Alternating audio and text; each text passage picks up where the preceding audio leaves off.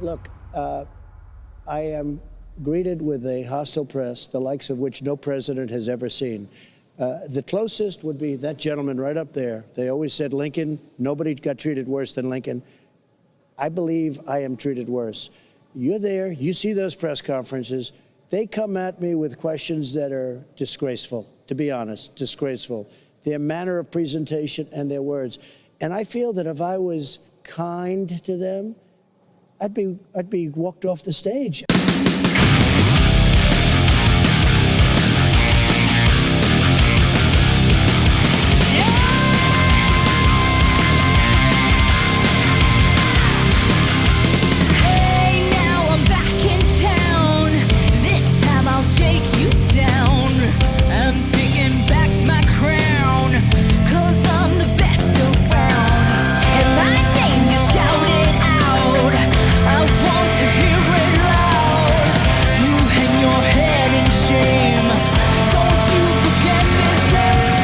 This is Jonathan Gilliam back in my seat on the Experts Podcast.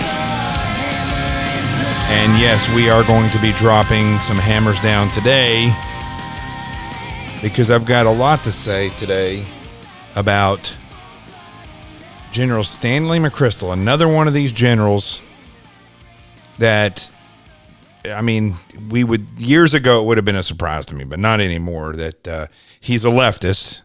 I mean, it's hard to believe all of these, not just generals, top commanders in the United States military are as leftist as they are. And I know it's really a shock to a lot of people because I posted what I'm about to read to you about. I posted that about a story about McChrystal being a part of this group that's attempting basically to affect the elections again so that Trump doesn't get elected. And it really surprised a lot of people. I think they were thinking that McChrystal was a conservative because he got slapped in the face by Obama and fired from his position in Afghanistan after a Rolling Stones article several years ago. You may remember that. But the truth is, McChrystal is a perfect example of the Comey type of leader. He presents himself as one thing and is a complete other. I know when you go against or you go out there and say stuff about Mueller and Comey, you're going to inevitably get the liberal that's going to come out and say, well, you know, Comey and Mueller are Republicans. Now, whether or not they're Republicans, I don't know. Whether or not they voted Republican, I don't know. I know that they were both appointed. Well, Comey was not appointed by a Republican president, but Mueller was. And it doesn't really matter. I mean, I don't know how many times I got to say this to everybody about the Republican Democrat Party. You really cannot trust either party. Now, I'm not saying that there's not people in the Republican Party that aren't great leaders. Louis Gohmert always comes to mind immediately when I say that. There's other people as well, Jim Jordan, Nunez. There's some people out there that I think are, amazing leaders, and I think there's a lot of people trying to get into Congress. Derek Van Orden, Navy SEAL brother of mine, he is running in Wisconsin's 3rd district. Incredible man. And Derek, like great leaders, is somebody who looks at a problem and tries to determine what the most effective solution is for that problem. You cannot solve most problems with an ideology. Now, our country was built somewhat on an ideology, and that's the Judeo-Christian principles. That's where our legal system comes from, love it or hate it. I know the left hates that, and many other people do, but that's where the foundation for our legal system is. And it was more based upon what is effective to rule a group of people legally. I mean, when you look at the way that the 10 Commandments came about and the story of Moses on the mountain and then coming down with those tablets, those 10 great commandments, and that was the foundation of their legal system, of the Jews as they traveled through the desert for 40 years. They had these laws to keep them legally in line. I mean, you have to have that. And the more people that there are in your country or in your group, the more important these types of legalities are. But they're not thought out strictly through ideology. I mean, and I love to bring the story of the Jews in the desert when they were being led by Moses. I love to bring that story in because it is a perfect reflection of any nation on that will be in history, and it's a definitely good example of the United States and why the legal system, which was based on, or it came from what most people would say is an ideology. They would say, well, Moses was Jewish. He went up there, he had this conversation with God. He then fashioned these tablets and came down and showed the Ten Commandments. That's definitely ideological, but it's not. And I'll tell you why it's not ideological. It was effective thinking. Now, I'm not talking about the oral laws that Judaism has, which is there's like 900 of these oral laws. I'm talking about the written laws that come from the Ten Commandments and the Torah. That's our Old Testament if you're a Christian.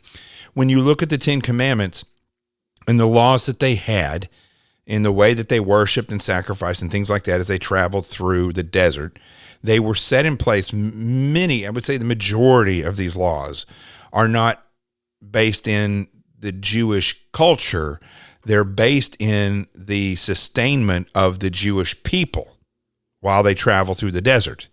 And it's the same thing with the United States and our Constitution. It's effective thinking. What needs to take place in the world? And I know that our founding fathers were thinking about the United States, but they clearly saw that it had not been in history, and there was a need for this Constitution and this Bill of Rights to allow humans to live free, because ultimately that's what we were meant to be, is able to live free. So the Constitution and the way that it was created and the way that it functions is not ideologically driven. It is the foundation of effective living for the population, for the citizenry, a guide, not just a guide, it's the laws, but it is also a guide to, as long as you stay within those parameters, your civilization will be civilized. And the issues that you have can be worked through because you have this effective solution to governance. And when you look at that, and then you look at the different groups, whether it be the political parties or other groups that try to challenge the Constitution and the way that the political structure has been maintained, what you see is that they have ideological bends, or they're criminal. And in which case, trying to change the Constitution or trying to change the form of government is a crime. And so when I saw this story about Stanley McChrystal, and everybody's all shocked that, Stanley McChrystal, they thought he was this, great general in Afghanistan. First of all, listen, the reality is we have not even come close to winning the war on terror. Winning is a bad, it's a bad term for what needs to be done, right? You didn't say, did we win World War II? I guess you could say we won World War II, but also the reality of what we did. Saying you won is kind of an oversight of the reality of what happened. What happened was practically the elimination of the Nazi structure of belief on the face of the earth, and their footprint, the real footprint. There's still, these weirdos that exist, which the media always tries to say the right-wing Nazis. There's no such thing as a right-wing Nazi. Nazis believe in their own thing. Right-wing, technically, in the United States, a right-winger is somebody who believes in the Constitution, and they're conservative. They don't want to change the Constitution. The reality is Nazis are closer, far closer. Actually, they're far over the left line. Now, the Democrats may say that's not true, but the reality is it is true, because maybe they don't follow down the same path as the Democrat Party or the socialists or whatever, but they're very close. Because, see, that's the great lie of socialism. Socialism doesn't outwardly tell you who they want to get rid of. They use the system to make you think that, oh, everybody's going to be free if they play along. As soon as everybody starts play along, they start eliminating the troublemakers, which when they say troublemakers, people that cause them trouble, cause their ideology, their power-based trouble. So they're not that different than neo-Nazis. But what happened in World War II was that we eliminated that footprint from the earth. Eliminated it. We didn't just go in and say, you stay in your country, or we're going to send a few people over here just to do battles with different warlords or whatever. We eliminated the Nazi belief and ideology footprint from the globe, from history. And when we look at Japan, we changed their ideology. You know, they were a very, at that point in time, they believed that their emperor was this supreme earthly creature and that they were a superior race. And that changed through, you know, severe war and loss of life. When we look at that, the reality is that in order to win those wars, we had to go in and eliminate or break the enemy completely. There has been none of that in the past 19 years of war since 2001. There's been none of that. It has been the biggest bunch of crap when it comes to fighting and winning wars in the history of the United States. I mean, since, and I've said this before, 1947, when the Secretary of War was dissolved and they created the Secretary of Defense, and we had the Department of War before that. They changed that to the Department of Defense. I mean, that should tell you right there, that is a leftist thought process, right? Defense versus war. War has a definite strategic plan. The Department of War looks at something and says, do we need to go to war? We need to come up with strategic plans. Strategic, which means an overall picture of what our goals are, and then tactical plans in order to achieve that. When you look at defense, it doesn't make any sense when you think about it. The Department of Defense, what are they? You're not defending. You're going to war. You're going to kill. You're going to eliminate. You're going to stop and crush whatever enemy that there is. I would hope that it would even be the Department of Offense. But things changed. Things changed back in 1947 because of an ideological change. And so when we look at General McChrystal and we look at Petraeus, we look at Admiral McCraven, we look at many of these different, Green, I think his name is, Admiral Green, that was in charge or over the Eddie Gallagher case. When we look at these individuals and a whole group of people at the top of the DOD, it perfectly reflects what we see in the FBI and what we saw outwardly. Because you got to remember, most of this stuff is covert. They don't want you to see it. They don't go around professing their ideology to you, although they do go on news a lot of the times, but they still don't do it until they're retired. They don't show it, but covertly, these people exist, and they eat in the same locations, live in the same locations. They go to church and their kids go to school in the same locations. Washington, D.C. is where these people will eventually end up. Now, there's probably a lot of generals and admirals out there that are good people, just like senior executive service members that are good people. But I can guarantee you that the majority of those people, I mean the majority of the good people, will not make it to where the policies are formed. They just won't make it. And in the cases of the Washington field office for the FBI, in New York. I don't know, if it's always like this. Even though I was in the FBI, I still don't know if all, because I didn't work in this environment, if all the political cases out of Washington, D.C. will be investigated by the Washington field office. I'm assuming that they are. So that would show you that the Washington field office, the senior people in that office, they're not just going to work their way up. These are people that are going to be handpicked. And the same thing with headquarters of the FBI. These people are going to be handpicked to be at these top positions because of the sheer magnitude of their ability to affect policy. It's the same in the DOD. It's the same in the CIA. And when we look at McChrystal and the story that I'm about to tell you about, it should ring home that these people are spread up across all the agencies, that they have, there is no difference. I want you to think about this, folks. One thing that we always talk about, but in the FBI, that one thing that we always focus on is the totality of circumstances, right? The totality of the circumstances, the totality of the evidence. And we look at these things, and that is what will eventually build you a picture.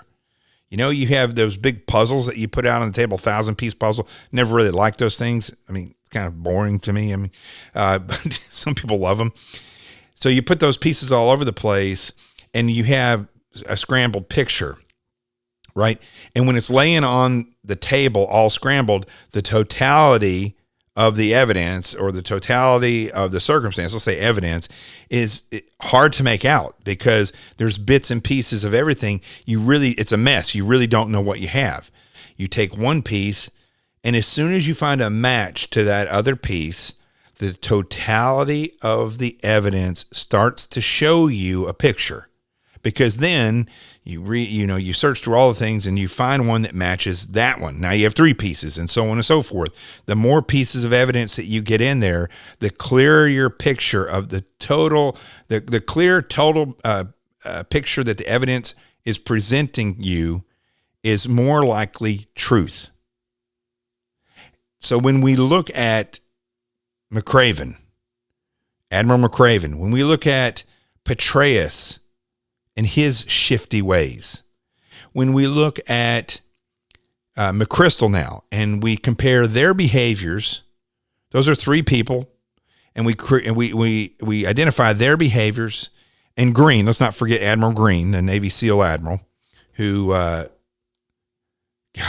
what he did to Eddie Gallagher is it's criminal. But what he did to the president says more about him overall, I think, than even Eddie Gallagher's case, when he disobeyed the president and then tried to take Eddie Gallagher's trident away. That shows you his disrespect, and not just disrespect. You can have a leader that you disrespect, but that right there is where he challenged the president's authority and power, which means he just doesn't think that President Trump is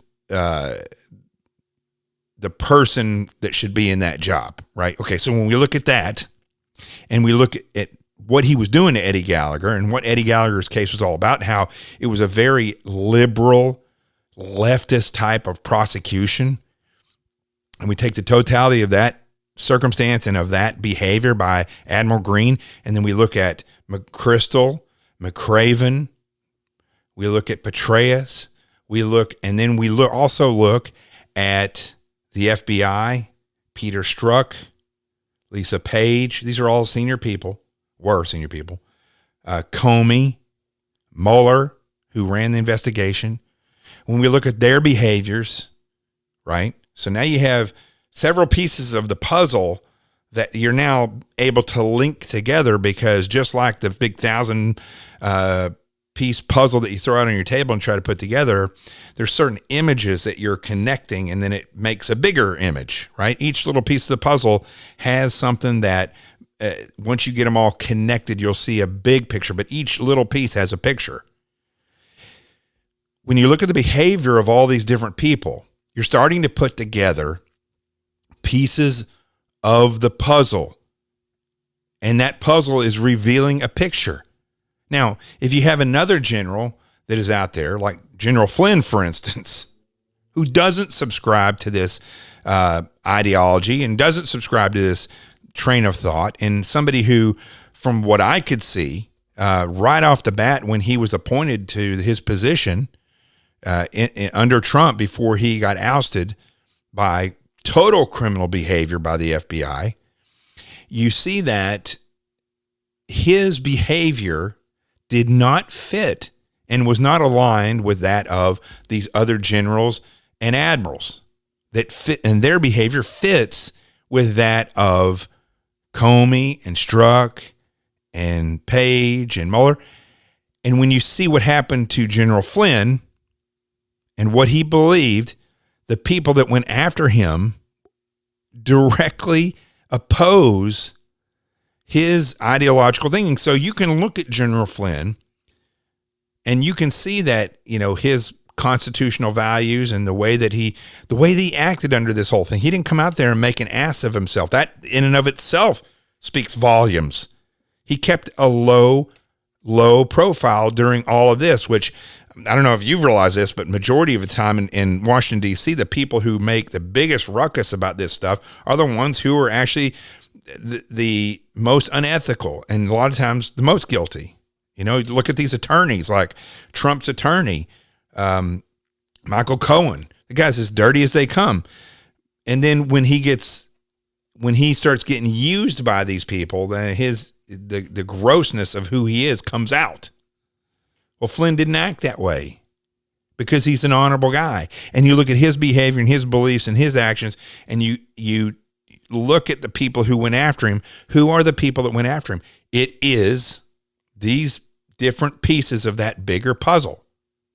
Now, if you go even further back and you look at something like the unmasking of these people that the CIA were spying on inside the United States based on let's hold on with the fake dossier, but the people that were just spying on him, the CIA agents, and the people who unmasked. So let's not even look at the CIA agents. Let's look at the people who used what the CIA was doing to their advantage by unmasking the people that were being looked at, right? Now, if you look at those people, not the ones who were reported to that they were being investigated or being spied upon, but the people who released that information, you will also see that they are in direct relation with the people like Mueller and Strzok and Page and also McChrystal and McCraven, all these guys from the DOD. The picture gets even bigger because many of those people were in the Obama administration or had been. One of them was, I forgot her last name was Powers. I don't remember what her first name was. I think it's Amanda, but I may be wrong about that. But she was in the DOD. And she didn't used to work in the DOD, but that's where she was existing at that time. She's one of the people that helped unmask who was being spied upon. So the point is, when you look at all these people and their behaviors, it is it's just like that puzzle that you throw out on the table and you put this piece together with that one. Each one of those little pieces has a picture, but when you put 4 or 5 of them together, you start to see a bigger picture. Maybe there's a dog or a bridge or grass and trees. And so now you have this one over here, and then you put these other 15 pieces together over there, and they form a bridge, and this one over here forms a road. So now you know there's somewhere a road and a bridge are going to meet. And eventually those things keep growing. The more of them that you get, the easier it is to see the picture it's developing. When you look at the behavior of these people that have come to light and would not have come to light had Trump not been in office. I mean, he's almost a sacrificial lamb more than he is for the people who think he's a great president or don't think he's a great president, I think he's a great president. But for those of you that may think, well, he's all right, he's doing this, or you may find fault in things, you cannot deny that he has been a sacrificial lamb that has come in, and we have been able to oust these people because they hate him so much, because he stands for what we stand for, not what they stand for, which is the same thing with Flynn. Flynn stands for what the average American stands for, not what the leftists in government stand for. So when you see what they did to Flynn, that's what they do to Trump, where Trump is in Flynn's camp. And this huge, so that's a very, very small camp when you look at it like this. There's Flynn, there's Trump, there's the American people. They're in that camp. Now you may say, well, American people, there's 300 million. Well, yes, but the citizenry, and I'll get into this a little bit later, is like a flock, and a flock is easy to maneuver through media manipulation. So we'll just put them in the camp, those three things: General Flynn, President Trump, and the citizenry. And then you have this large group of people that are able to affect policy or go after and crush people who can affect policy in different ways. Now we got these different groups of people from the DOD, people from the FBI. You have the former director of the CIA and the director of intelligence. You have Clapper and Brennan. You can throw those people in. It's crazy. I know it sounds crazy, but their behavior is exactly like all the other people. Their belief ideology is exactly like the other people. So you can see that when you look at the president and the way that he conducts himself, he is not ideologically driven when he makes decisions. He is driven by what's effective and how do we fix this. And it seems so foreign to people who are used to doing things the way DC always does them, which is ideologically or criminally driven or compromise driven. They want this, but they're going to compromise to get that. I don't understand that. I remember very young, one of the first things I realized when I was in college, actually before when I was in high school, and George Bush, 41, was in office, and they always talked about compromise and compromising. And when Clinton came in, Clinton's the master compromiser. And I never understood that. How do you compromise on what is an effective solution? The Department of Defense should be the Department of Compromise, because they didn't compromise before. In World War II, it was the Department of War. They went out and waged war on an enemy and completely eliminated them. They didn't compromise. And now what you have is the Department of Compromisation. That's what they do. And these generals are a perfect example. So when we look at all these people that I've brought up, and this is just, we don't even know the majority. I mean, there's the guy who is I forget his name now, but he's the SAC, special agent in charge in St. Louis. This guy was one of the people who leaked things for McCabe. I don't know if I've said his name yet, McCabe. In the FBI. He's not even out of the FBI. This guy is now the special agent in charge. The guy who was leaking all the information from McCabe is from headquarters now the senior, the special agent in charge in St. Louis. So there's a lot of these people, and how many of you have ever heard of that guy? Quinn, I think is his last name. Most people wouldn't even know who that is.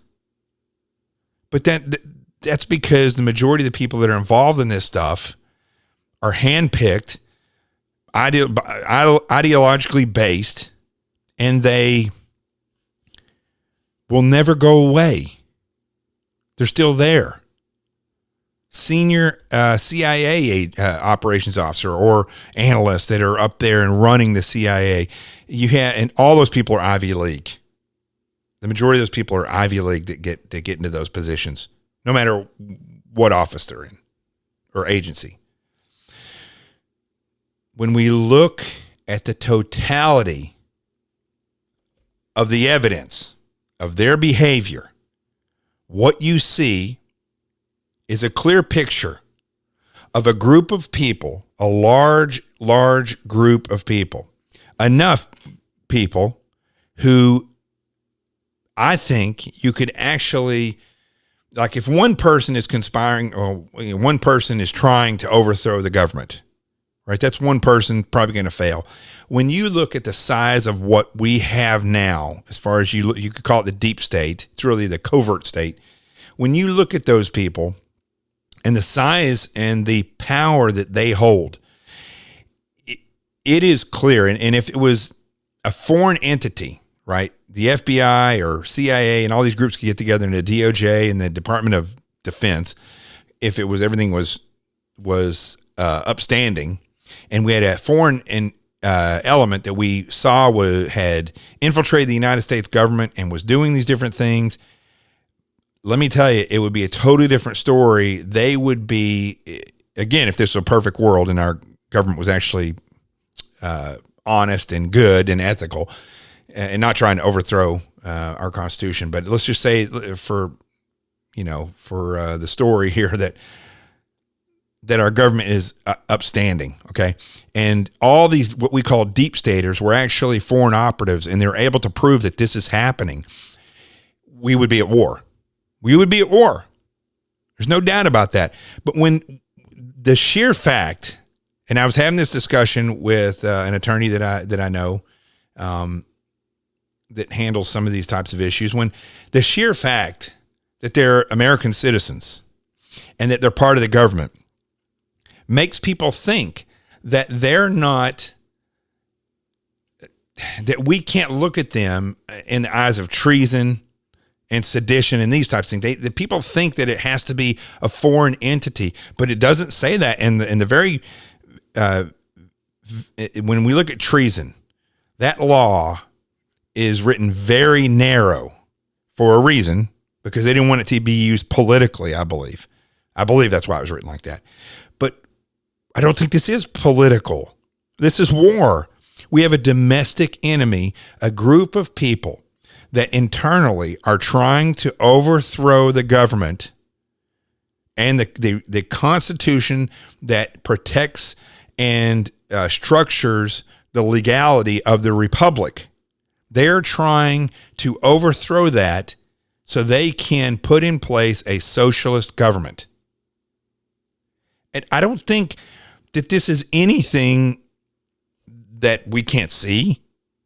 I think it's provable. I can guarantee, I know for a fact, I'm not an attorney, but I know for a fact, if I got together, 10 great attorneys that said, let's look into this, I know we could prove it. I don't think that there's any doubt.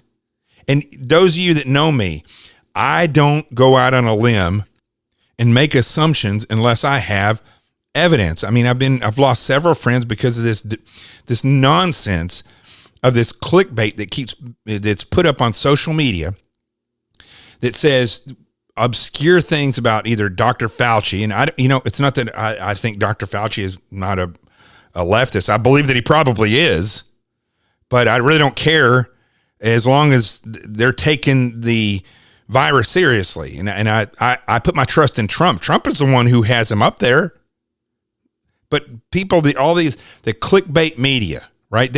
What you have to remember about clickbait media is that they're not looking for truth. They're looking for clickbait so that you will click on it so they can go get advertisement money. That's what that is. And so people, all this stuff, they're even people putting stuff on Facebook and reposting stuff saying that don't take the vaccine if it comes out because they're going to put microchips in it. I mean, listen, if you're a Christian, right? If you've studied the Bible at all, you're going to have a pretty good idea who Satan is. And when that time comes and he wants you to take the mark of the beast, hopefully I won't be here by then, or I will be and I can go to war against him. But you're going to know that. It's not, see, here's what people forget about that whole thing is that's going to be a choice. If you've studied your Bible, you would know that taking the mark of the beast in the Bible is a choice that you make. And that's what damns you, is that you decided to take the mark of the beast because you believe he is God, basically. It's not going to be microchips snuck in through a vaccine. So, but this is clickbait, right? And this is what people end up falling for. And I know I kind of got off the subject here, but people that know me know that I will go toe to toe with you if you do not have the evidence for the stuff that you're putting up on social media. What people fail to realize is that I go to toe with them for one of two reasons. Either they're idiot leftists, in which case I love going toe to toe with them, or because I care about you and I don't want you going down that road. But most of the people nowadays, listen, especially people on the right, I'm going to be honest, freaking as gullible as they come. And when you try to straighten them out, they just think that you're being egotistical. One woman that I've known for years helped them out with their family, moving their daughter. when she moved out of our apartment building. Know her husband, invited her to places where I've been. Some reason thinks I have a God complex because I challenged her on what she believes. You know? So when I'm looking at this stuff, and the reason I told that story there is because I don't make assumptions on my opinion. I look at the totality of the evidence and I let that guide me. So the reason why CNN let me go pretty quick. I mean, there was not going to be Jonathan Gilliam was not going to have his contract renewed on CNN. I mean, I made the decision not to go back to CNN, but I came out there and told the reality, the truth, based on the totality of the circumstances. I said that hundreds of times when people were trying to argue with me. Did this white cop overkill this person that had a knife?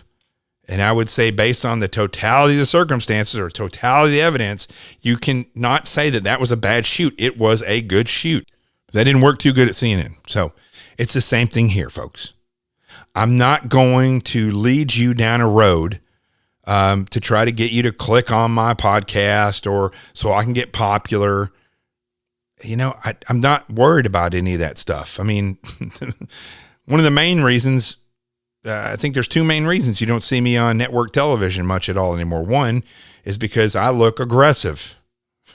And two, because I just tell it the way it is. And I literally have had people, bookers from Fox News of all places, ask me what I felt about a subject. And I said, well, I feel this way. And they said, well, we already have somebody with that argument. Would you be willing to argue against that? And I said, no, that's not what I do. I don't come on television for show. I come on there to tell the truth and make sure that people are informed. I don't think I got asked to be on that show again, whatever it was. So when we're looking at the totality of circumstances, I think I've beat this dead horse. When we look at the totality of circumstances of all these people, there is no doubt that they're involved with a subversive movement to overthrow our constitutionally founded republic. That's what they're trying to do. I don't think there's any doubt. And I think if I got a team of lawyers, like I was saying before, I don't think it would be difficult to prove it, who is doing it and what they're trying to do. And no, they're not foreign. Some of them are. I do believe that there's a global aspect to this, but as far as inside the United States, this is definitely a declaration of war because they're trying to overthrow our government, our form of government. And I think that's treasonous. I believe that even the narrow definition of treason fits this. Of course, you're not going to have anybody, look, the bottom line is, folks, we're going to have to have a war inside. I want to know if I'd even call it a civil war. I mean, the reality is we're being subverted. And these people have foreign involvement. You call it a civil war, but really I think it's a war in defense of our Constitution and in defense of the Republic. When I took my oath, same as McChrystal, McCraven, all these other weirdos, when I took my oath of office, I meant it. And I said and swore many times as a cop at Camp Robinson, Arkansas, as a federal air marshal, as a security contractor when I got a clearance, as a FBI agent, and as a Navy SEAL. I swore an oath to support and defend the Constitution against all enemies, foreign and domestic. Now, the only downside to that oath is that it should just be all enemies to the United States. I mean, we differentiate these people, foreign and domestic. I really don't see, there's no difference. In fact, the ones that are domestic are the most dangerous because how are we going to defeat them? How are we going to defeat them? We're not going to be ordered to defeat them. The government is not going to tell us to go to war with the government. And I don't know if you realize this, but it's not like the DOD. It's not like every veteran that deploys wages war. They don't make the decision to wage war. That decision is made by Washington, D.C. Kind of a quandary here when you think about it. So I don't know how realistically this is going to be fixed, because what it would call for is an uprising by the people. And ultimately what's interesting about this is that the founding fathers set it up exactly this way, because we would ultimately be the only ones who could stop a corrupt government, which they foresaw. I think they looked at history and saw that there was a revolving door of oppression and tyranny, which led to a longing for freedom. And if they got the freedom, it would only last a certain period of time, because people get comfortable and they give the freedom over to those who can convince them to do it, that they will take better care of them and that they will have to do less. You never see a dictator or a potential dictator or a potential group of socialists come out and say, you have to do more in order to be freer. Because that's what freedom says.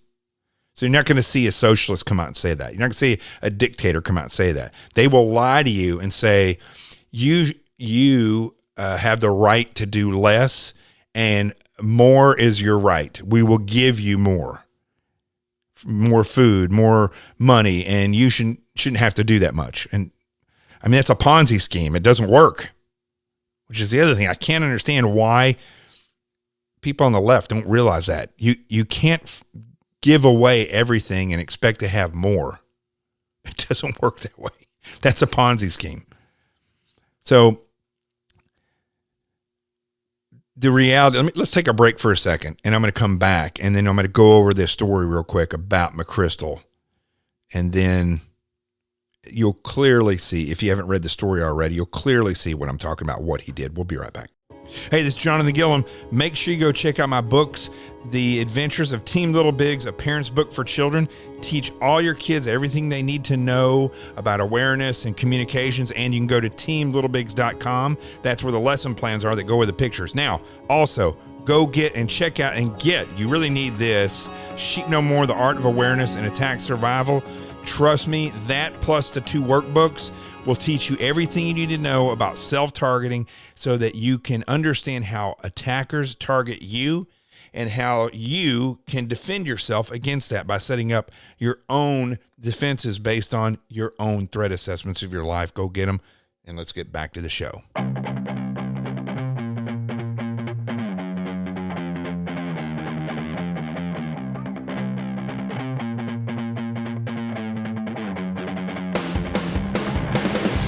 There you go, folks. And trying to do my commercials quicker, because I've been looking at the numbers. And of course, it's always the case. The commercials, it drops down. The numbers drop down, but they come right back up.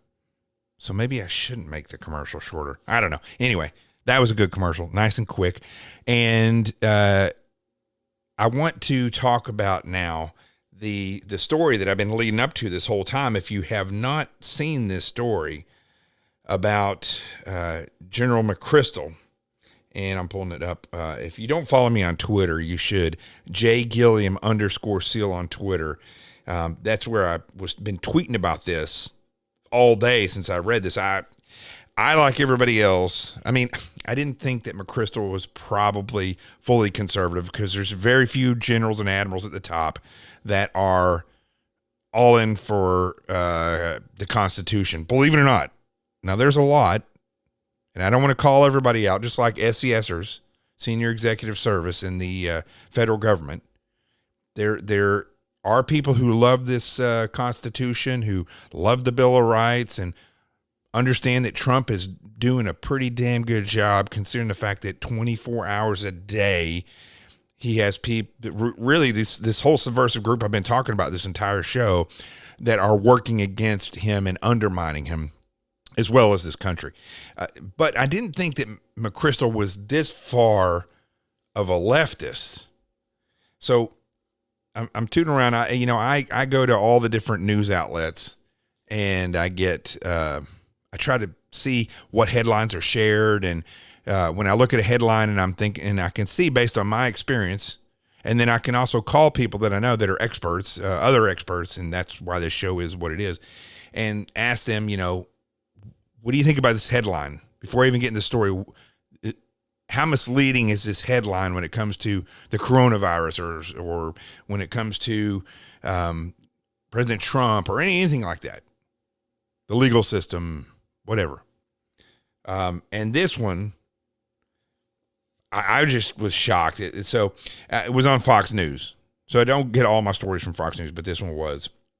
The Democrats deploying DARPA-funded AI drive, that's artificial intelligence-driven information warfare tool to target pro-Trump accounts. Now, I'm going to read part of this, but it is mind-blowing to me that this is not being considered, like I explained the whole first half of this show, the totality of the evidence, that somebody in the DOJ is not looking at this and saying, this is treason. They're trying to subvert the Constitution of the United States. And listen, I'm not a conspiracy theorist. I don't buy into conspiracies until I see evidence. Now, a lot of the times what we consider conspiracies are not conspiracies if you have an understanding how the government works. But a lot of these things are, like, these big plans to do this or that, or with 5G and this stuff, I mean, if you know the government and you work in the government, you can clearly see that some of these things that people say are government things there's no way that anyone could keep it secret. I'll give you a perfect example of something that I just have not. When I see it reported, just before I get into this story about McChrystal, it's interesting how all of a sudden UFOs are all the rage in media, especially on Fox News for some strange reason. The past year, they talk about UFOs more than any network. And so this story came out about years ago about these pilots that saw something going on off the West Coast, and there were also pilots who saw some things off the East Coast, and they have some unclear recordings of these things. I mean, quite frankly, if that's our technology, that's as clear as it gets, it's pretty bad. So, although they say this stuff is really whiz-bang, but I mean, come on, the pictures were not that clear. We have satellites that can read can see the dimples on a golf ball. You think that they might be able, in a fighter jet, that they might be able to put cameras in there that have super high resolution. But I don't know. Maybe they do, and they just didn't show it. But interesting thing that right off the bat, where these things were seen, I mean, and you only know this if you've been in certain aspects of the military, especially the Navy, but where these things were seen in and around the ocean is exactly where a lot of government stuff goes on. That's where, the Navy does all their exercises. If there's San Clemente Island off the coast of San Diego is where we go in SEAL training in BUDS. We go out there and they can't hear you scream from the island. So that's where you get the most brutal torture. But there's other stuff that goes on out there. And it may be that these are drones or some other kind of DARPA type of technology that the pilots aren't being told about. I mean, the sheer fact that the pilot that they were interviewing, I watched on Joe Rogan's, if you ever want to see anything crazy about UFOs and stuff, go see Joe Rogan and you'll see it there. And the pilot, who actually is an acquaintance of a friend that I know that's also F-18 pilot, where he talked about these things happening off the coast of San Diego and off the coast of Virginia Beach. That's kind of where a lot of this technology is tested and where these things, government activities occur. And the first thing I thought about was, most likely you're looking at technology that's being tested by our own government. And that's how bad, when I see these conspiracy theories, that's why I laugh a lot of the times, because there's, it's mostly people taking a little bit of information and assuming the rest of it based on knowledge that they don't have. What's even worse is you get people like Alex Jones and many others, for that matter, on social media that know little to nothing, have never served in any major capacity. They've never been in any of these environments where, they would understand the reality of how things work. And they're compulsive liars. And so when they get some information, they will then take that and make a mountain out of a molehill. If you want a good example of that with Alex Jones, it's back when the military was doing all these exercises, which we do all the time. That's how we train for war, not just on the base. We'll divvy the whole country up into several different nations and go to war with each other, just like we would if we were fighting an enemy overseas. And these are full-scale operations. I mean, that could involve a whole number of states. And the movements that you will see of the equipment and the people and the stuff that goes on behind the scenes, like the helicopters landing in cities and doing clearings and stuff, it's all training. And when you listen to Alex Jones and all this stuff was going down, you would think that Obama at that point in time was literally going to take over the country with this leftist ideology that they are doing it, but not to that extent. And it was baseless. Never in those conspiracy theories and the people that put that stuff, the clickbait on social media, you never see them talk about the reality of what is known, which is these are military operations and they happen so often and this is the way it's done. You never see them put that stuff out there. They just take the fact that, oh yeah, I saw 1,000 tanks being moved on a train the other day. They're going to take over the country. Well, no, they're just moving. It's the same thing as a real life exercise. That's it. Why am I bringing that up? Because I don't buy into that stuff. And when I research these things, I look again at the totality of evidence. I try to use my expertise and I call others if I don't know. And so when I look at this headline about McChrystal and I look at what they're doing, it is not, I'm not trying to go out there into Alex Jones territory and say that these people are committing treason. They are committing treason. It is a very narrow definition, treason, that you have to meet. Let me read what they're doing, and then I'll read the definition of treason. You tell me.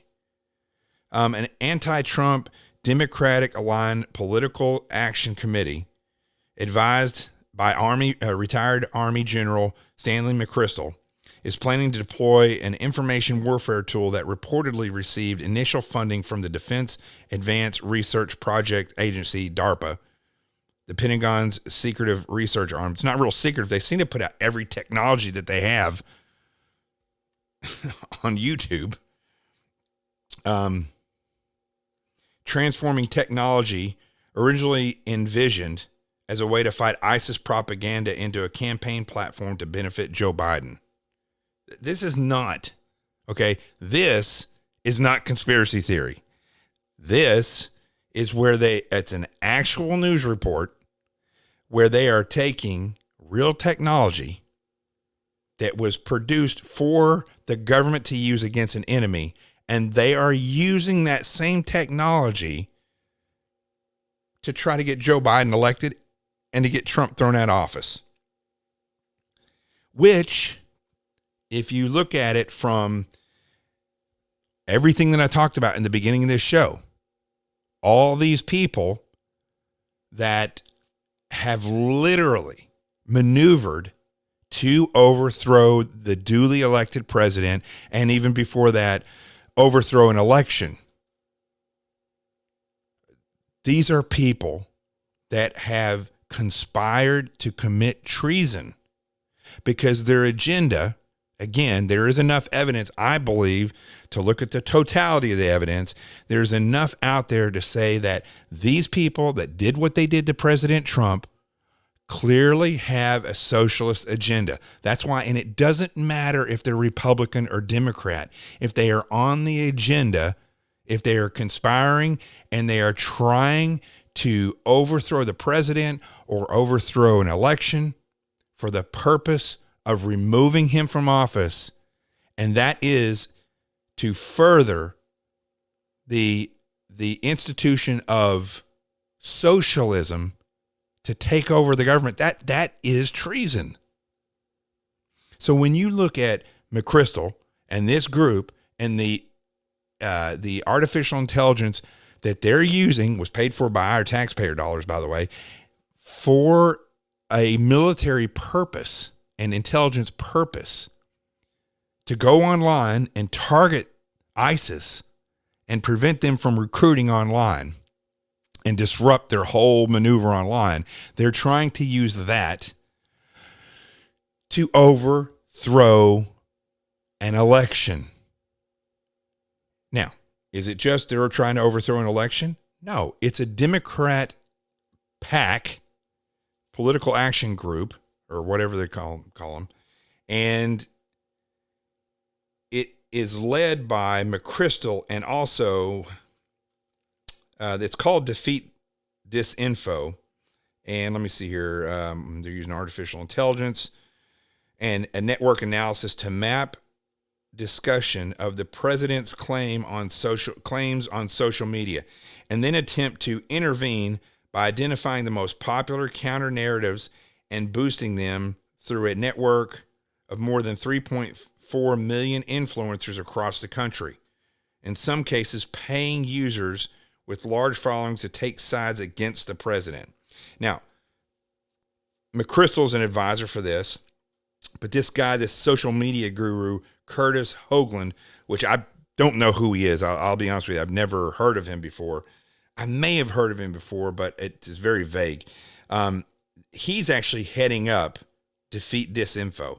And it's funny because they're doing this just like Facebook and Twitter and Instagram. I just got something pulled off of Instagram that I posted last Halloween, was a picture of Conan, the dog, or Conan, however you want to say it, of the canine that from Delta or CAG, whatever you want to call him, that chased al-Baghdadi into the cave, and al-Baghdadi blew himself up, and the dog got real famous. And so for Halloween, I made this meme that had al-Baghdadi laying on the floor in front of a couch with a bunch of candy all over the place, saying "mine, all mine," and then Conan behind the couch leaning over saying "trick or treat, bitch."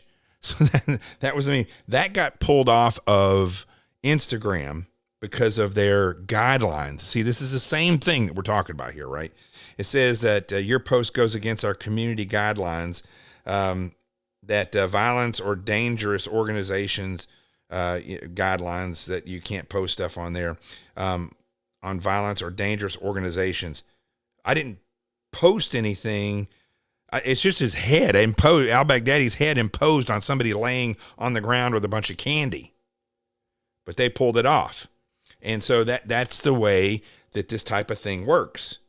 They go in and they either have an algorithm, or they probably have monitors that watch what's trending, and then they go in there and then they pump it full, or they look for keywords, for instance, anything Trump, America, whatever, and then they go in, and what they do is they overwhelm it with disinformation or bots or people, that 3.4 million people, they can contact them, give them something to say. I've seen this. This happened on Twitter for me. I had a picture of me laying on the bed with two guns and making a joke saying that even though they have this whole bed, they always insist on cuddling. And it was, it was pretty funny, actually. And it had 10,000 comments, almost all bad, saying the exact vile phrases about how me and my guns have sex and stuff, which is not true. We just cuddle, to be honest. So that is exactly what this is. And the fact that they're targeting social media, and that they're targeting the presidential race, and specifically targeting anything that has to do with Trump, so that they can counter that, overwhelm it, and shut down the ability of people to to communicate, to share information they have, or that they're happy that the president's running again, which, helps people communicate about, what's good and what's bad, so on and so forth. They're shutting that down. They're going to try their hardest to shut that down using artificial intelligence that was created initially so that the intelligence and the Department of Defense can go out there and target ISIS. Now, is that in and of itself treason? I mean, I think it maybe. If anything, it's conspiracy to overthrow an election. But when you look at who this guy, what's his name again, Curtis Hoagland and Stanley McChrystal, you look at their ideology, you look at who they associate with, you look at when and what they're doing and how it relates to what was done 4 years ago. And what do you get? The same ideology, the same group of people, the same the same intent. This is the totality of the evidence. This is where you're getting at the circumstances that would cause a charge of treason. And I think, again, when you look at, I know I'm using this a lot, okay, but when you use the totality, what you see is, and that's why it's so important to bring this up again and again, when you look at that totality of all those people, of the fine thread that goes through all of them and what they believe, when you look at that and the past actions and the present actions, you see that it never stopped. None of those people went to jail. None of them. Not one single person that was involved with the attempted overthrow of an election and a duly elected president. None of those people have gone to jail. Sit on that and stew for a while there, Q people. And conservatives. None of those people. But listen, you need to think about this. If Trump does not get elected this year, there is no chance of those people ever going to jail. None. That should resonate inside your head, that none of those people that did things that, if I can guarantee you, I got 20 people together and we maneuvered and broke the law and falsified information, got illegal wiretaps and did all these things and tried to overthrow an election and then a president, and that stuff was used and passed through in front of a judge knowing it was a lie and fake, all of us would go to jail. And quite frankly, if it was against the Democrats, I can guarantee you they would bring us up on treason and probably hang us or shoot us. Guarantee it. I know there's going to be people that are laughing and saying, yeah, right. This is no joke. It may seem like over the top, but this is no joke. That's how crazy this has become. And again, I want people to listen to this show that are liberal and conservative, right? Because the reality is those are fake, made up terms. Well, I wouldn't say they're fake and made up, but they are terms and categories that politicians and media have convinced you that you have to be in. And everybody, these other people come and say, well, I'm libertarian. Well, guess what? You are just a part of a third category that people made to put the rest of the people in, and they just threw you over there, and you subscribe to it. The reality is, as I explained at the beginning of this show, is that if something is broken, if a light bulb needs to be changed, you cannot change a light bulb with an ideology. It is, you turn the electricity off, you unscrew the old light bulb, you screw the new one in, you turn the electricity back on. There's no ideological bend there. There's no good. There's no left or right. It's you created this thing. You put it. You bought this house. This is in it, and then and it's not broken. So you turn the lights on and it works. And then when something goes wrong, you don't put a whole new light fixture in. You tweak, you go out and you get the new light bulb and you put it in there, and then you keep going with what you had. And that is effective leadership. Getting it to a point where it really works, tweaking it every now and then, but overall leaving it alone, making sure that everything fits that needs to support that so that it continues to work. That's the Constitution and freedom. When we look at what has occurred in this country, I said this on Twitter today. Again, I was going off today about this whole thing of treason. There is a domestic war that's occurring inside the United States. It's been going on for a long time, a lot longer than people think. This isn't something new. It's just that a lot of the stuff has been revealed. Social media in a lot of ways, and because President Trump and then candidate Trump, because he faced that onslaught the way that he did, it forced a lot of those people to actually show themselves because they think that they're untouchable. And listen, it's very similar to the insanity of Hitler and the people that followed him. And not just Hitler and the people that followed him, but the population of Germany. They could have stopped that. They're the ones who made up the military. But they didn't. And Stanley Milgram, I've told you about this study before. He's done studies on this, and it shows the same thing with Islam or the Germans or any of these people where they have fanatics that are running the show.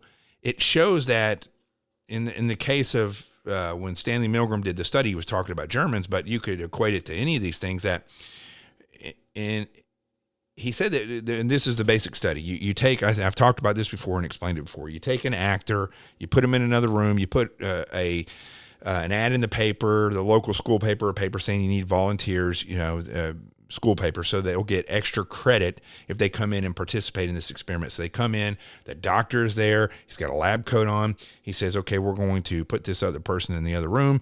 We have this thing in front of you, a series of knobs and dials. I'm going to ask them a question in the other room. If they get it wrong, then you shock them with this little switch. And then you turn it up a notch. And then I ask them the next question. Next time they get a question wrong, you shock them again, and then you turn it up. And people would sit there and they would defecate, they would pass out, but over 50%, I think it was around 60% of the people would, or maybe it was even more than that. I should have done the statistic, looked at the study before I came on here, but you can look it up. Again, I'm just pulling this out of my head, so I don't have the stuff in front of me, but it was a high number. Over 50% of the people would take that all the way to death. They thought they were killing the person in the other room. They didn't know they were an actor. What's incredible about this, though, is when you take that person, that volunteer, you remove them from the chair, right? And you put another actor in the chair that has to flip the switch and turn the dial. And the doctor in his lab coat tells the volunteer, I'm going to ask that person in the other room a series of questions. If they get it wrong, you tell that person sitting in front of you, you can shock them. And that person sitting there flips the switch and turns the dial up. And well over 80% of the volunteers would take the experiment all the way to where the person was supposedly dead in the other room.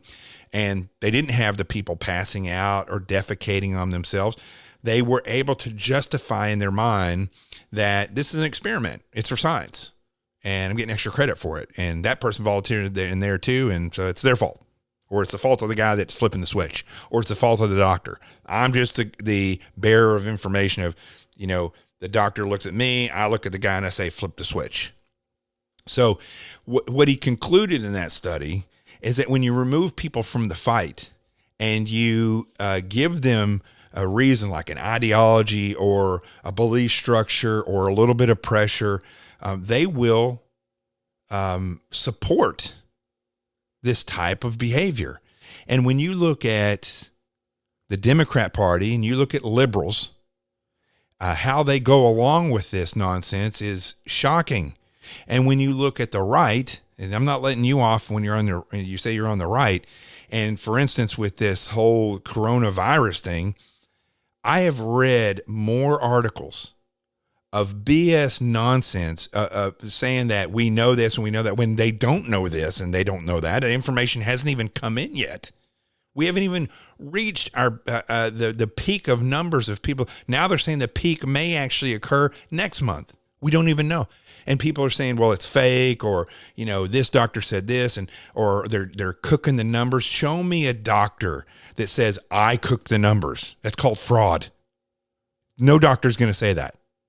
They're going to say, I heard, or maybe they heard that the numbers are being switched here and there in the administrative areas. I mean, it could, but there's no viable statistics of people that say, oh, we've had 20 doctors say that they changed the numbers, or administrators. You're not going to get that. Crime doesn't work that way. All those people will be charged with fraud, or at least exposed for fraud, but that's not what you're seeing. So on the right, so very gullible, that you'll just go right along with whatever you're told. This is the truth. This is a fact. Well, how do you know that? Well, this article said it. Okay, where's that article from? Oh, it's from this online publication that nobody's ever heard from. And as of last week, they had like 5 subscribers, but it's fact. Or the best one, somebody was put up this whole thing of, or it was a website of all these doctors who had come out and said that these things were happening. And I looked at it, and I'm not hitting on anybody that's a chiropractor out there, right? I love you guys. You do a lot. You've done a tremendous amount for my back, but these guys were putting themselves out there as medical doctors and claiming things that they have no way of having the numbers for, no way of being able to determine what hospitals that they've never been to have done with their numbers. They don't know, but people are gonna put this stuff out there. They're gonna click on it. They're gonna see where they work, and then they're gonna get business from that. That's why a lot of these groups do this stuff. Not that I want to get into the coronavirus COVID-19 debate with the conservatives in this country, because people have lost your freaking mind when it comes to this stuff. I mean, you just destroy relationships over this stuff instead of saying, well, let's wait. And like you should as a conservative, let's wait. Let's just pause for a minute. Let's let the information come in and let's see. Now, totally different when it comes to protesting, not because you've been told you should stay home or that you should wear a mask. It's because, if you want to protest because the thing about the guns, for instance, like we're going to shut down gun sales because of COVID-19. What? We're going to all of a sudden, because of COVID-19, you're going to have a background check on ammunition. You can't buy seeds in Michigan. It's ridiculous. Look, it's almost too little too late. You waited until now to protest against the very people that I'm talking about in this podcast. You waited until there was a virus lurking about to go out and do this stuff and show how brave you are. Stupid. Really, it's dumb. You'd be better off waiting. I know there's for business owners and stuff, you're going to say, no, we shouldn't wait. And I agree with that. I do agree that many of these places should open up because they're rural. I mean, New York City, you're in bad shape, New York. That's why I left. I left right when this started. New York City, it's bad. If they reopen too soon, it's going to be bad there. And trust me, I know, if you listen to the last podcast, I know that this is very, very contagious and deadly. Personal experience. So the whole reason I got into this is that you can't be, if you're liberal, you cannot take the word of everybody that says Trump is bad, or everybody that says Biden is good, or it's, what Mueller did and Comey did and Page and Strzok was honorable because they were, trying to fight against the corruption of Trump. Yeah, I mean, you cannot go along with that. Somebody who's duly elected is totally different than somebody that comes in and literally breaks the law over and over, puts the country in a bad position, jams us up economically, makes deals with dictators and things. I mean, that is something that you oust a president for. But I didn't like Obama. I didn't like when he got elected. But I didn't feel like at that point in time that it was my duty to go in and disrupt the election when half the country voted on, for Barack Obama. We had to let it ride out. Didn't like it. I think he showed exactly what he was worth, nothing. But if you're liberal and you're listening to this and you disagree with it, that's fine. But you got to let certain things play out. You cannot support this type of subversion against freedom. You just can't allow it. And if you're on the right, you can't. The same thing. You cannot be so gullible. So when I look at this and I look at what's happening, that there is a real domestic war going on in this country. It may have contact with foreign entities. As I said before, there's a global mix here, but in our country, it's happening here. And it's all to usher in socialism as the nation's new form of government. It's clear that's what they want. And I believe that anyone who knowingly participates in this has committed treason. Now, let's look at treason real quick. This is one definition. There's legal definitions, and then this is where I just pulled this up off of the internet. I just Googled it, treason. And if you just Google it, and the definition that comes up, betraying one's country, especially by attempting to overthrow the government. I mean, that's what's happening. But now here's the legal definition, okay? 18 U.S. Code 2381, treason. Now I want you to listen to this, and I want you to listen for the word foreign, right? Foreign enemy or domestic enemy. I want you to listen for those, foreign or domestic. Just listen to that. Here it goes. Whoever owing allegiance to the United States levies war against them or adheres to the enemy, giving them aid and comfort within the United States or elsewhere, is guilty of treason and shall suffer death or shall be imprisoned not less than 5 years and fined under this title, but not less than $10,000, and shall be incapable of holding any office under the United States. Now, nowhere in there did you hear the word foreign enemy. You didn't hear that word. You didn't hear that it was saying that this does not include domestic enemies. It pointed towards enemies that are attempting to overthrow the government of the United States. Levies war against them and adheres to their enemies, giving them aid and comfort within the United States or elsewhere.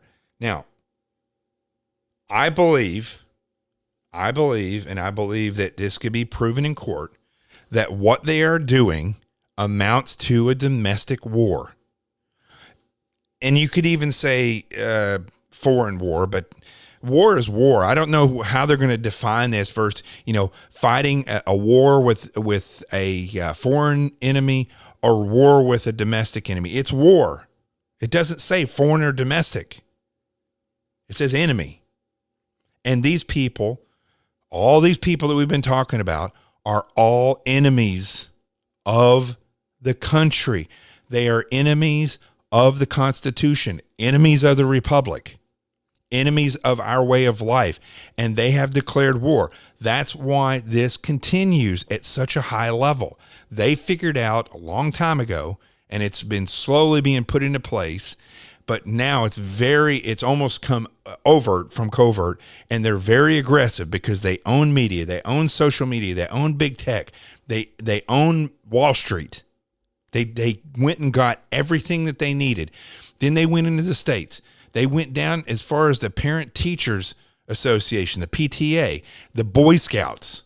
Look at what's happened. I mean, I started when we got locked down. I started watching The Walking Dead, the entire series. It screams of liberal, screams. It started out great, ended up being one of the worst TV shows I've ever watched. Then I went over to the Fear of the Walking Dead. First 3 seasons, great. Then they replaced him with these two whack jobs, and it turned into the kinder, gentler, I don't want to kill Morgan show. By far, even worse than The Walking Dead. After you get through season 3, it's not even worth watching. Why do I bring that up? But one, it's very frustrating when you spend that much time watching this. You're waiting for character development, never happens, but it just goes to show you it permeates everywhere. And it doesn't mean that every single person is every actor in The Walking Dead liberal. Could be, but maybe not. Is every person working behind the scenes helping write liberal? Maybe, but maybe not. But are the key people in those shows liberal? Yes. It's evident. And it's the same thing in government. Is the mayor liberal? Maybe, maybe not.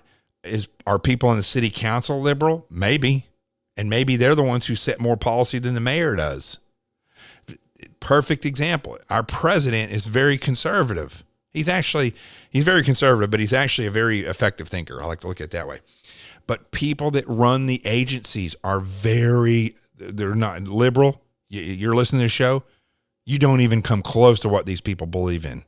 Far left. If you knew what these people believed and you say, well, I'm liberal, you would be hugging the conservative party to not fall towards like they're the tree on the edge of a cliff. If you knew what the left was actually wanting. I think that it's easy to prove that this has occurred. There's clear evidence that it's occurred in the United States on a conspiracy level. And those people that are in these agencies or that are running a PTA, the judges across the United States, one thing that I did not like about Kavanaugh or the other guy that came in before him that President Trump put them both in there is that they both claim that judges are neutral on the Supreme Court. That's a lie.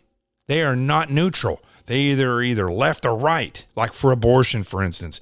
If they were true judges, they would be neutral, and the Constitution would be their foundation. And they would say, can we give women the right to kill a baby that's growing inside of them? And they would have to say no, because the Constitution guarantees a living entity the freedom of life, of speech, defending itself, and so on and so forth. And if science can't tell you, and they cannot tell you where life enters a baby, if they can't tell you that, and they'll never be able to tell you that, then abortion can't be legal. It's really that simple. Has less to do with religion and more to do with science and what they can't tell us and will never be able to tell us. The point of all this is this subversive movement that is happening, and McChrystal, who I believe is the latest out of all the past years of people that we could talk about that have set things up in motion.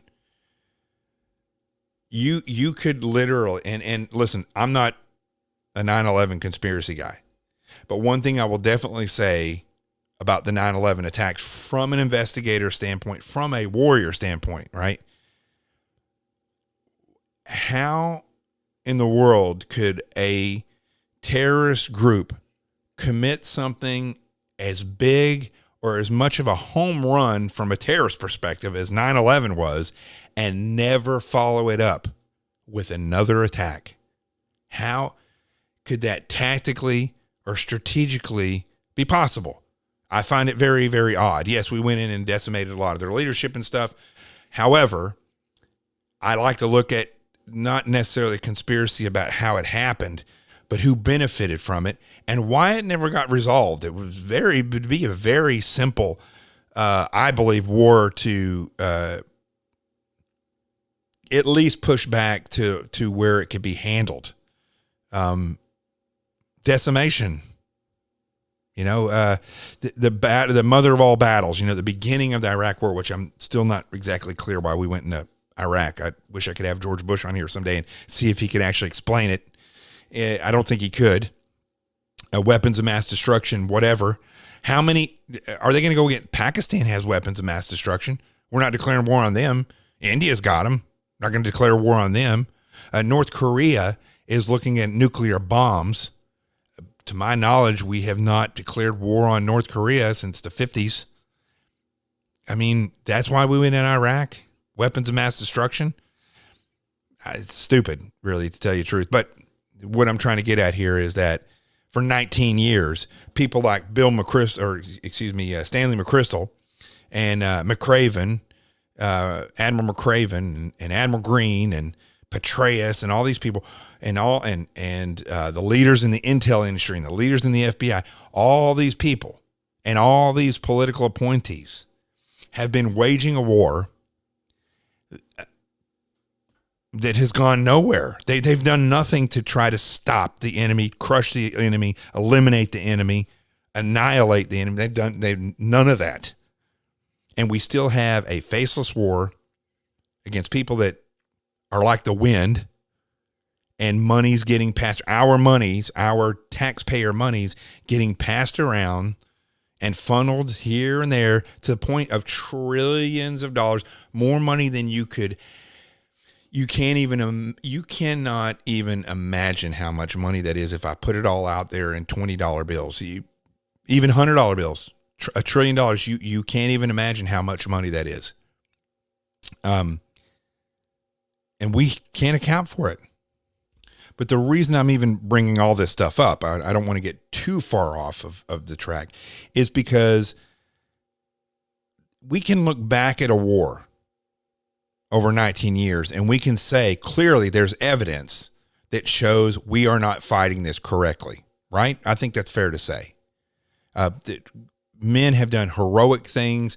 There's been battles fought and things. War has been waged against this enemy by honorable men. But the planners and the executives that are in charge, whether it's be of setting up the rules of engagements or policy, how we're going to do it, or what equipment we're going to buy and deploy, I mean, so on and so forth, those people have been complete failures.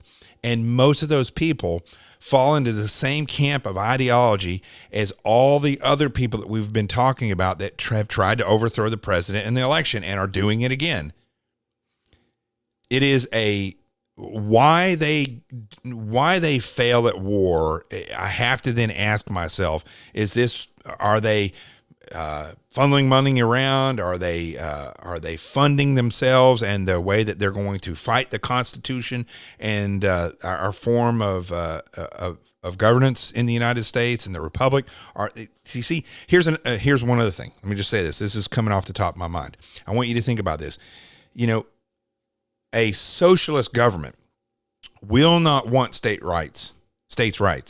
They will shut that down very quickly, and the federal government will become stronger and stronger. If, heaven forbid, if the President Trump was actually a liberal, let's say Hillary Clinton got in office and this pandemic happened, if Hillary Clinton had gotten in office, we would already be in the grave of socialism. But if this pandemic had happened, all of these liberal governors and mayors, there would be, you would now be owned by the state, which is probably going to happen in a lot of places anyway, because people are not going to be able to make rent, or there's going to be apartment buildings taken over by the government because they're going to go bankrupt. But I can guarantee you, if a Democrat president was in office right now with the Congress that we have, you would not get this country back. You wouldn't. Perfect opportunity for them to shut it down, and you wouldn't get it back. But thankfully, we have Trump here. The bottom line for all this, okay, of what I've been trying to talk about, and at the beginning of the show and now talking about McChrystal, the bottom line is this.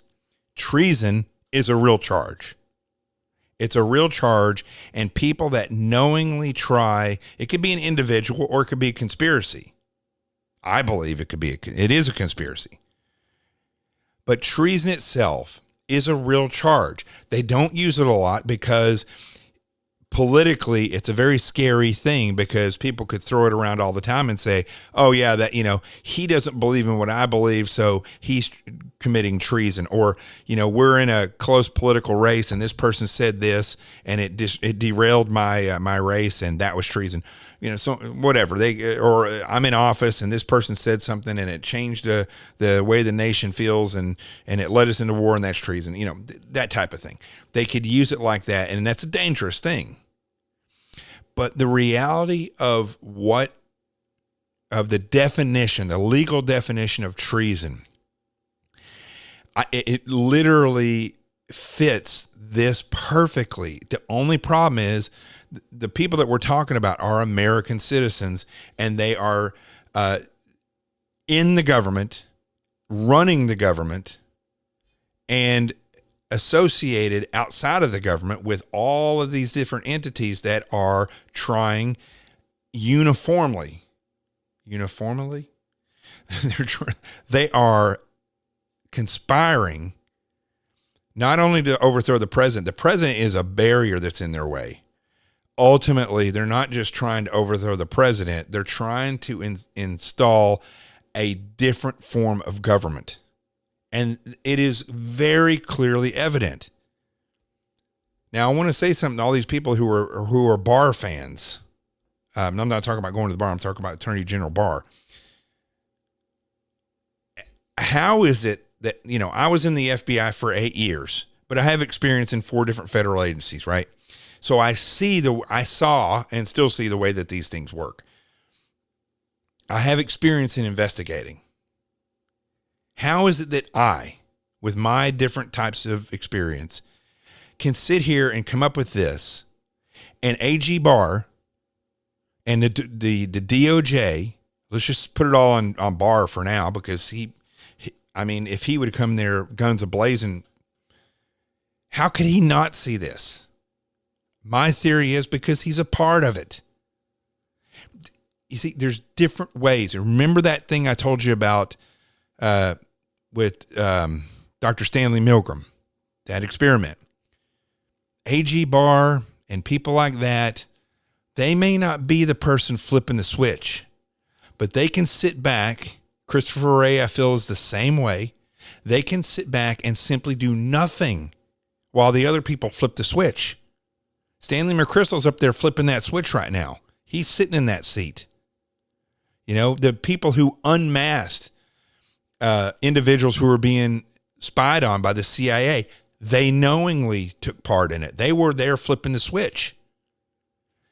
AG Barr reminds me of the story that a senior executive service member that used to be with Homeland Security, and he saw or heard what I had to say one day when I was hosting Hannity's radio show about this conspiracy and about the senior executive service, and he wrote me. And I need to have him on the show, actually, to tell you the truth. But he wrote me and told me this story because he said, I want you to know that not all SCSers are corrupt like this. And he said, but I will tell you how it actually works in a lot of ways. He said that there was a director under President Bush, and President Bush tried to get a program after 9/11. It was well after 9/11, but when Homeland Security was set up and was moving, they tried to get some program going inside there. And so they got all this stuff passed, and the person that was running DHS at that time wasn't really, they were conservative, but the senior executive service member under them was not, and they did not like this program because it had something to do with immigration. So they got the order passed down from the president, from the director, that we're going to change this, and this is the way it needs to be. And that senior executive service member who was high up did not like that. So they just sat on it for 2 years until the president was gone. And then it just went away. It didn't get implemented. That's the power of these people. And to me, that in and of itself, what that guy did is criminal. But when you look at the grand scale and the people that are involved with the conspiracy to overthrow the president to effect an election, we have to actually look past that. And this is the bottom line. It's not just to overthrow the president. They are, if we stopped right there, if Barr got on his guns and stopped being a part of this conspiracy by not participating. Remember, again, I said this a second ago, but the person that's not flipping the switch, but telling the person that flips the switch or looking the other way while the other person flipped the switch is just as bad because they know that the person's flipping the switch. I think that's Barr.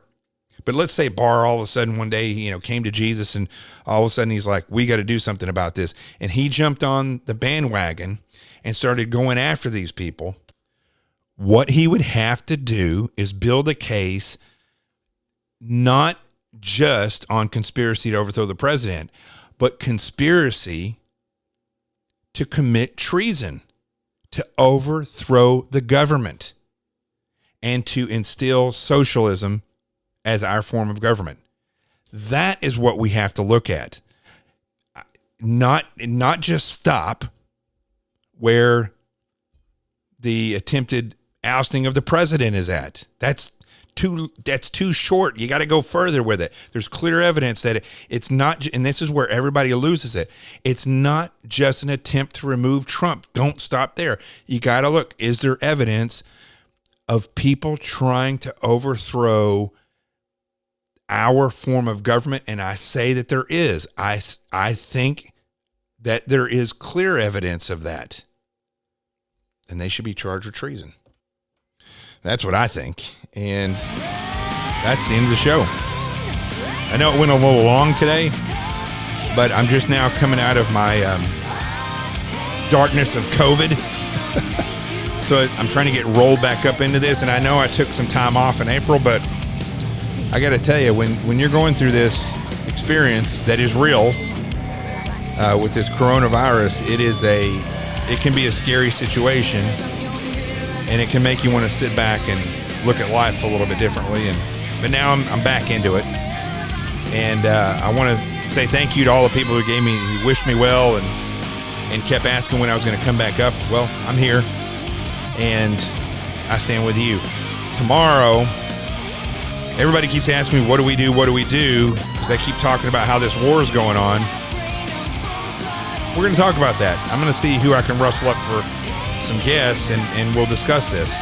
I think it's a very important thing because ultimately Trump may be the guy who turned the ship, but it's going to be the citizens of this country that dock the ship back in home ports. That is the truth. We are the people, and this is the truth. God bless all of you. I'm Jonathan Gilliam, and that is The Experts. The truth has arrived. Peace, and I'm out here.